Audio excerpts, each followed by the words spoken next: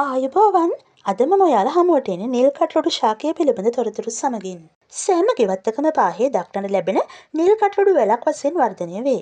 ඉතා අලංකාර මල් හට ගන්නා අතර නිල් කටරොඩු සහ සුදු කටරොඩු නැතහොත් එළ කටරොඩු ලෙස ප්‍රභේද දෙකක් පවතී.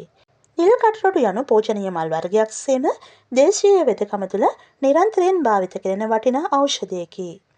මිනිසා බොහෝ පීඩා විඳින වාත වේදනා, ඉදිමුම, රුධිර දෝෂ, මුත්‍රා දැවිල්ල සහ මුත්‍රා ගල් ඇතිවීම සඳහා කදිම ඔසුවකි.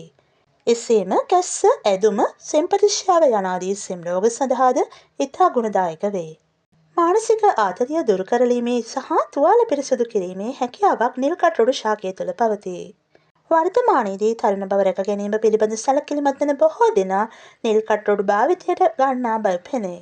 නිල් කටරොඩු මල් විචලනය කර විදේශ රටවල් සඳහා අපනයනය කිරීමද බහුලව සිදුවේ. එමෙන්ම අර්සස් රෝග මෙන්ම සුදු කබර රෝගය සඳහා දත් කැක්කුම සුව කිරීම සඳහා දේශීය වෙදකමේදී නිල් කටරොඩු භාවිත කරයි.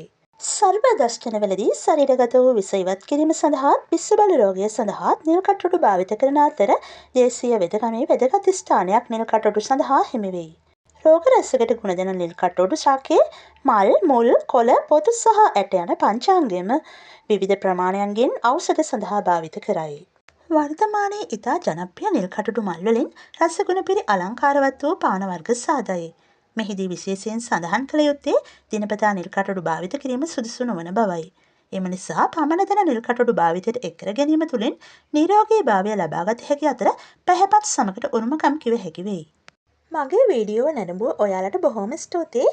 නැවතත් දැනුම පිරුණු අලුත්ම වීඩියෝවක් සමගින් ඔබ හමුවන බලාපොරොත්තුවෙන් අදට සමුගන්නම්.